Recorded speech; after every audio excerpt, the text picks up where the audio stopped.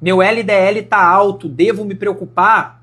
Sim, você deve se preocupar sim com seu LDL alto. O LDL é o famoso colesterol mau, né, como as pessoas dizem, e um LDL alto aumenta o seu risco cardiovascular.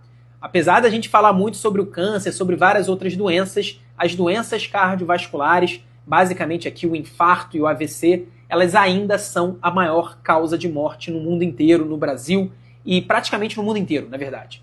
E um dos grandes fatores de risco é o LDL, é o nosso colesterol mau.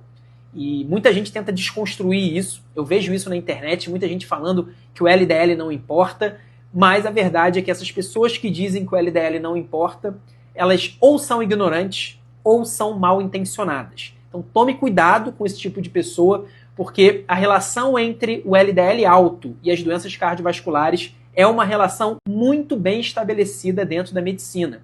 E aí quando eu falo de uma relação muito bem estabelecida, é porque tem várias evidências apontando na mesma direção.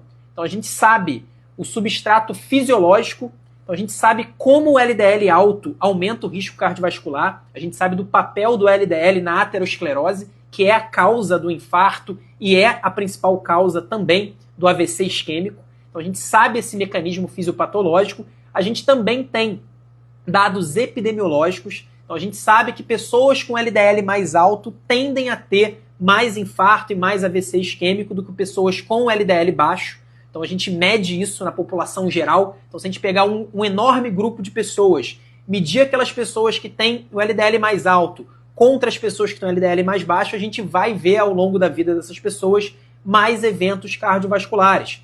A gente também sabe que algumas doenças, algumas alterações genéticas que afetam o LDL também afetam o risco cardiovascular. Então existe uma condição de saúde chamada hipercolesterolemia familiar. São pessoas com alterações genéticas que fazem com que o LDL seja muito mais alto do que a média da população geral. Essas pessoas têm doenças cardiovasculares bastante precoces. Por outro lado, existem doenças, alterações genéticas que diminuem o LDL. Então são pessoas que têm o LDL de 15, de 20, sendo que o normal é ter 90, 100. Essas pessoas, elas praticamente não têm doença cardiovascular ao longo da vida. Então existe uma redução brutal de risco para essas pessoas. E por fim, a gente sabe que as medicações que alteram, que diminuem o LDL, elas também diminuem o risco cardiovascular.